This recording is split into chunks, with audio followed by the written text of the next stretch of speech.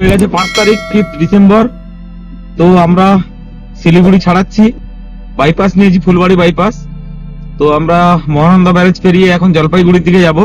টানা এখন চলতে থাকবো, দেখি কতদূর অব্দি যাই।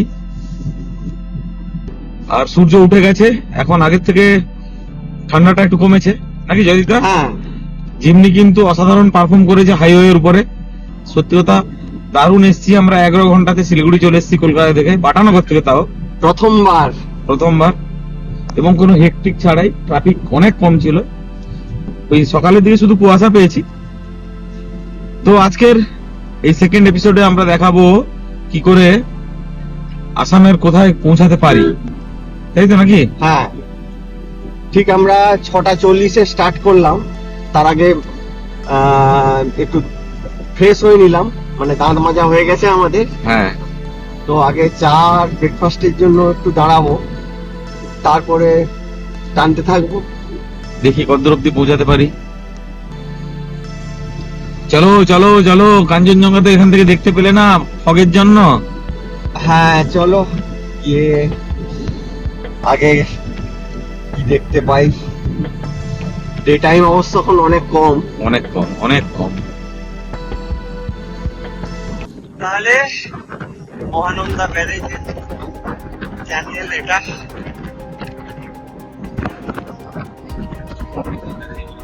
এবার মহানন্দা ব্যারেজে আমরা ঢুকে পড়লাম। আকাশটা পুরো লাল হয়ে গেছে, দেখো এই ঘুরলে ওহো, অসাধারণ লাগছে সূর্যটাকে।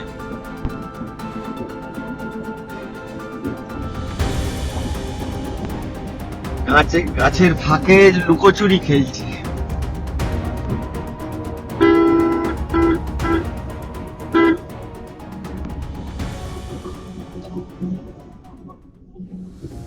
আমরা চলেছি হালকা কুয়াশা মাখা পথ ধরে। চারধারে দেখো কেমন একটা অন্যরকম পরিবেশ, কিন্তু এই দিকটায় রোদের তেজ এখনো হয়নি। হ্যাঁ, আমাদের একটু কমফোর্ট লাগছে, রাতে অনেক বেশি ঠান্ডা লাগছিল। ট্রাফিক খুবই কম সকালবেলা। কুয়াশাটা হঠাৎ কোনো জায়গায় চলে আসছে। হ্যাঁ, যেখানে আসছে আবার খুব বেশি করে আসছে। তাহলে কি সকালে ব্রেকফাস্ট বের করছো? একদম। আর প্রতিবারের মতো কলা, পাউরুটি, আর এই দোকানে বসছি একটা। খেয়েছিলাম কটা? 7টায় খেয়েছিলাম সন্ধ্যা। হ্যাঁ, সন্ধ্যে 7টায় খেয়েছিলাম। 12 ঘন্টা তো 7টারও আরো আগে প্রায়। তো এখন আমরা একটু ব্রেকফাস্ট করতে বসছি। চা খেয়েছি খালি। তো এখন আমরা ব্রেকফাস্ট করতে বসছি প্রত্যন্ত বেশ সুন্দর একটা জায়গায়, জলপাইগুড়ি শহরের কিছুটা আগে। অসাধারণ জায়গা, পাখির কিচির মিচির উপরে রাস্তা দিয়ে গাড়ি ছুটে চলেছে। আমার ধন্য, রোদ পড়েছে সুন্দর মিঠে রোদ, সেটা গায়ে মেখে আমরা দুজনে বসছি। কলাগুলো বেশ বড় আছে কিন্তু।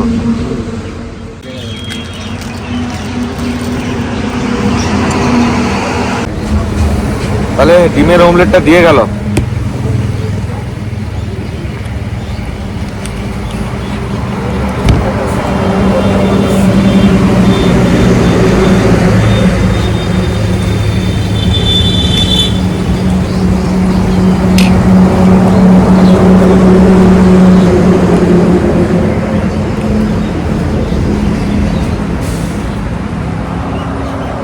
তো এখন আমরা জলপাইগুড়ি শহরকে ডান দিকে রেখে আগের দিকে যাচ্ছি। সকালে ব্রেকফাস্ট আমাদের হয়ে গেছে। জলপাইগুড়ি শহর ডান দিকে থেকে গেল। এটা কি বলতো, ছোট মহাকরণ নাকি? তা তো আমার নলেজে নেই।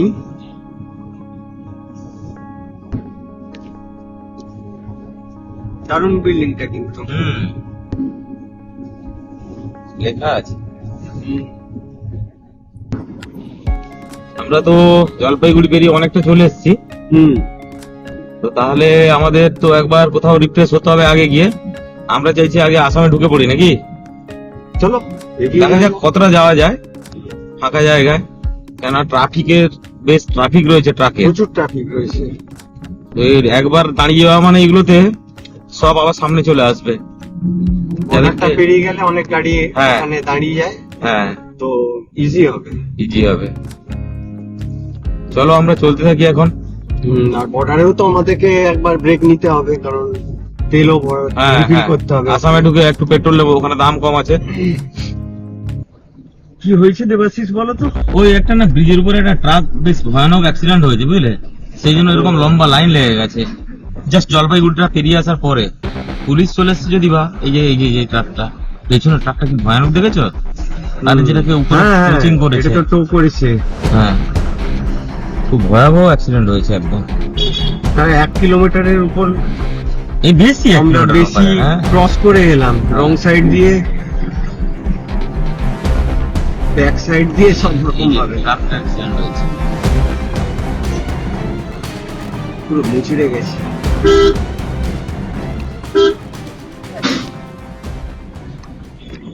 আমাদের সামনে এই তিস্তা নদীর উপর রেলের ব্রিজ।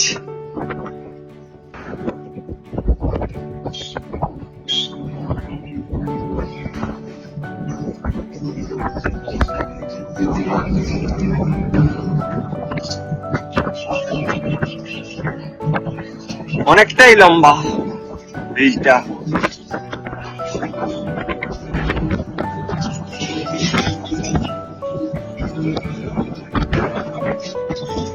বাম দিকে চা বাগান শুরু হয়েছে, আমরাও অনেকটা চলে এসেছি, একদম 9টা বাজতে চললো, কিন্তু মনে হচ্ছে অনেক বেলা হয়ে গেছে, রোদটা এমন হয়ে পড়েছে।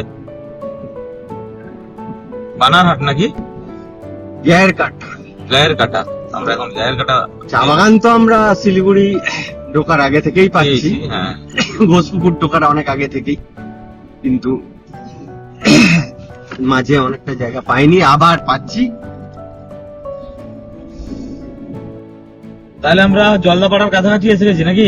হ্যাঁ, জলদাপাড়া যে ফরেস্ট রিজিয়ন সেটার মধ্যে আমরা চলে এসেছি। আচ্ছা, গেট তো আগে আছে,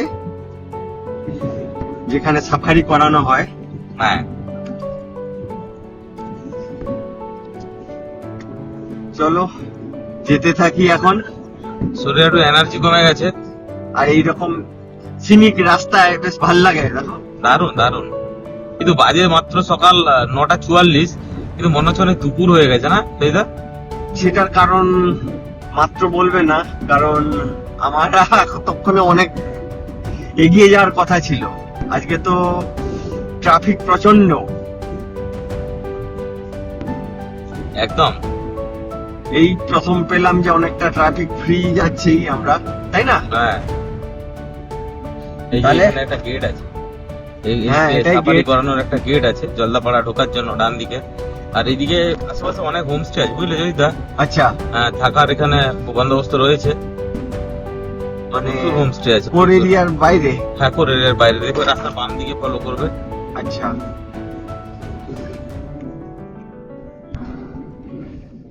এখন আমরা চলেছি হাসিমারা জঙ্গলের মধ্য দিয়ে, আর দূরে ভুটানের যে পাহাড় শ্রেণীগুলো দেখা যাচ্ছে নীলচে রঙের, এখানে তো আড়াল হয়ে গেছে, আগে দেখা গেলে আপনাদেরকে দেখাবো। তো আমরা প্রায় অনেকটাই চলে এসেছি, আমাদের এবারে আসাম বর্ডারে ঢুকতে আরো 30-40 কিলোমিটার তো বাকি আছে বোধহয়, আন্দাজে বলছি।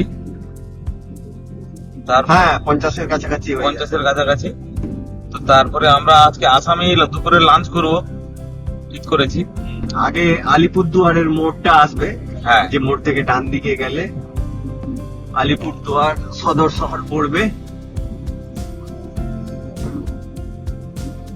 দেবাশিস, রাস্তা কিন্তু ভালো।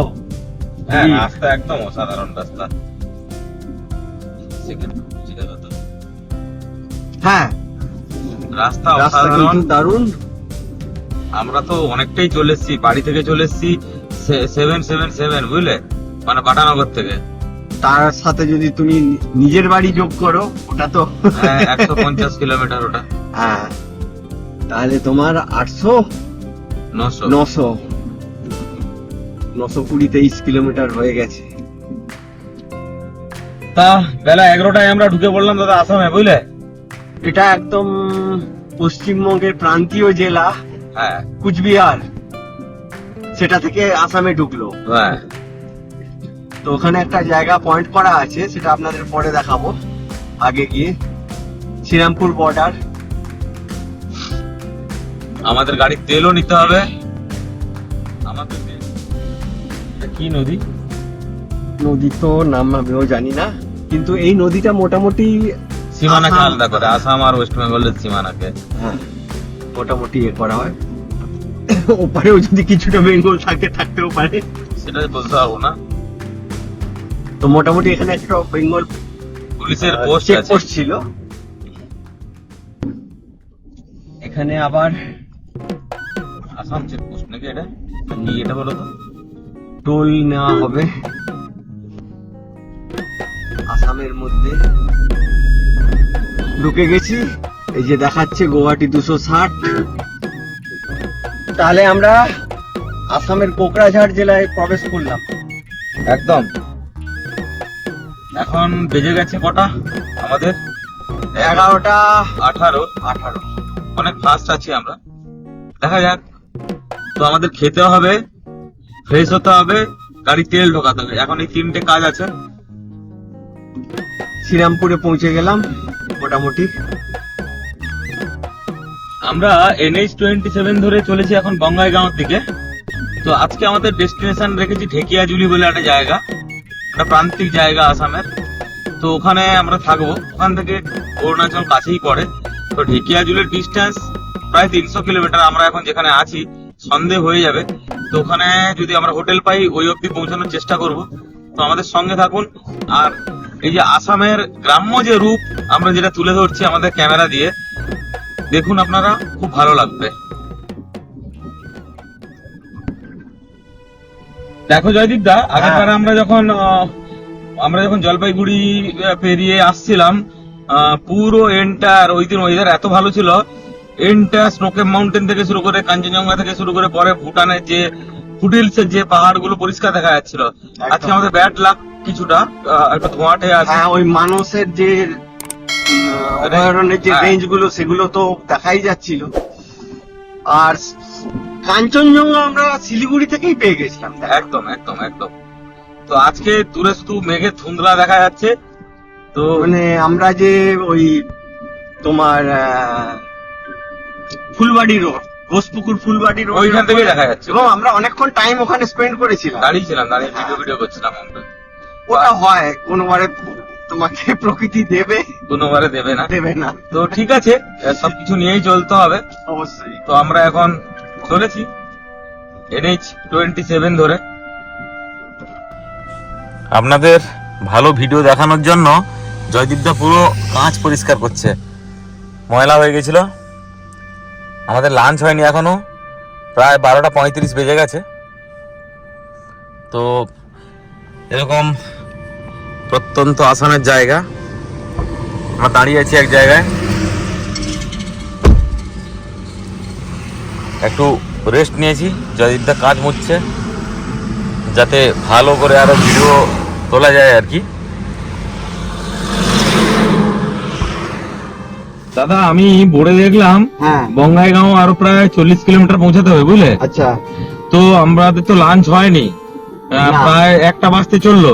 আচ্ছা, তোমার কি মনে আছে আমরা যে প্রথম অরুণাচল ট্রিপ করেছিলাম, হ্যাঁ, যেটা তো আছে। অসাধারণ ছিল। চুমুইগি আসতে বালেমু হয়ে আমরা এসেছিলাম শেরগাঁও। বুমলা হ্যাঁ, তো যাওয়ার সময় যে জায়গাটাতে খেয়েছিলাম ভালো ছিল কিন্তু। দারুণ দারুণ খাইয়েছিল। তো- আমি আজকে ওটাকে আইডেন্টিফাই করে ঠিক করেছি। হ্যাঁ, তো ওখানেই আমরা লাঞ্চ সারবো। সেটা ওই বনগাঁও ঘাট পরেই মনে হবে।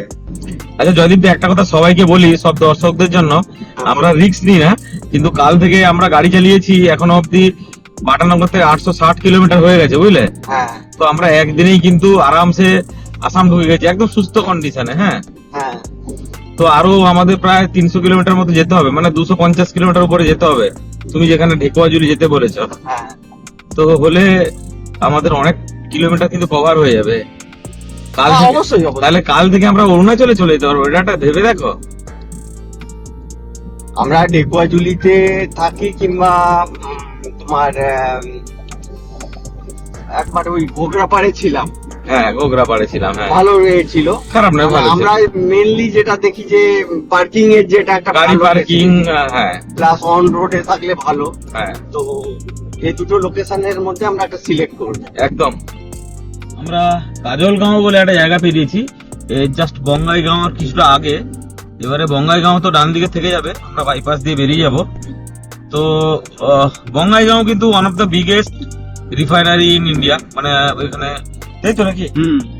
তো আমরা এই বঙ্গাইগাঁও উপর দিয়ে এখন যাচ্ছি, এখনো লাঞ্চ হয়নি আমাদের, হোটেল খুঁজে বেড়াচ্ছি, পুরনো হোটেল আর পুরনো স্মৃতিকে খুঁজে বের করার জন্য। যেখানে আগে খেয়েছিলাম ওখানেই খেতে হবে, জয়দীপদা বলে দিয়েছে। তো ওই হোটেলকে কিন্তু এখনো খুঁজছি। প্রথমে ভেবেছিলাম এটা বঙ্গাইগাঁওর আগে, কিন্তু না, আমার মনে হচ্ছে বঙ্গাইগাঁওর পরে, এখন মনে হচ্ছে, বা ছেড়ে এসেছি। তো খেতে তো হবে, 1:18 বাজে। চলুন দেখা যাক আগে কি হয়।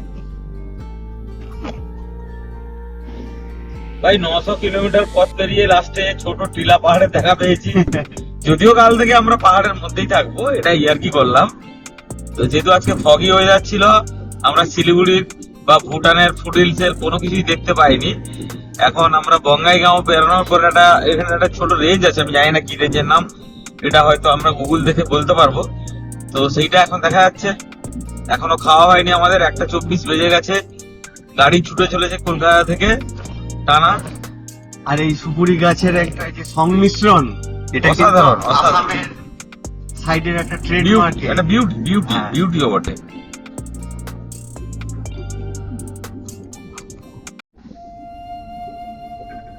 কটা বেজে গেল? 1:40 দাদা, খেতে হবে। হ্যাঁ, বড্ড খিদে পেয়ে গেছে।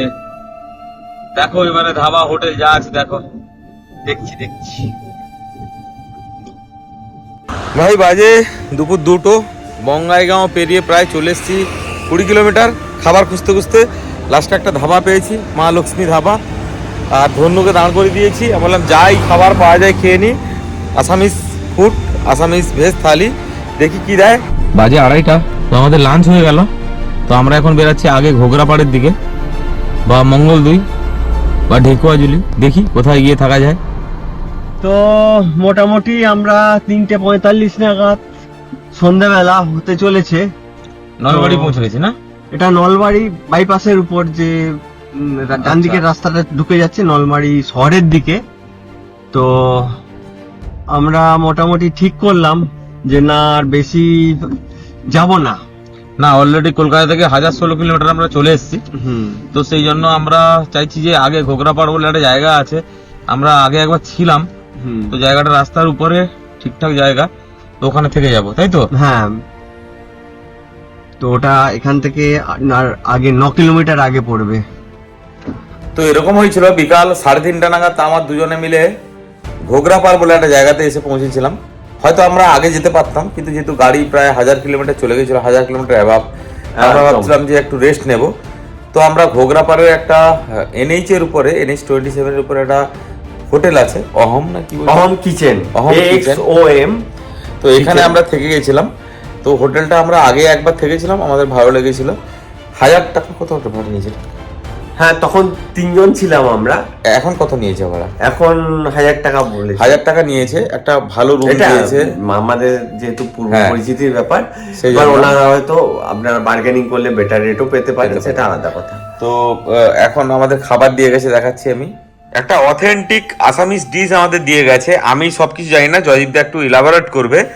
আমি যতটুকু জানি এটা ডাল, একটা আলু জাতীয় সবজি, এটা আলু ভাজা, এটা একটা আলু রয়েছে, এটা বরবটি ফরবটি দিয়ে কি করেছে, এটা সিম দিয়ে করেছে, এটা একটা চাটনি টাইপের, পাঁপড়, এটা রয়েছে আলু ফুলকপির একটা ভাজি, এটা আলু বিনস, আর এটাতে তো সিমলা মির্চ, আলু আর সিমও দেখতে পাচ্ছি। দারুণ বানায় দাদা এই হোটেলটা। চাটনি একটা, আচ্ছা হ্যাঁ চাটনি, এটা একটা চাটনি। তবে এই হোটেলের একটা জিনিস আতিথেয়তা, এই যিনি ওনার আছেন উনি নিজে আসবেন, খুব ভালোবাসেন আমাদেরকে। আমরা তো পেয়েছি আসুন, ভালো লাগবে। তো আমরা এখন ডিনার করব। তো কালকে সকালে আমরা, জয়দীপদা নতুন কিছু প্ল্যান করেছে, আমরা রওনা দেবো। আমাদের সঙ্গে থাকুন, অনেক কিছু কালকে নতুন করার আছে, দেখতে থাকুন, আশা করি ভালো লাগবে।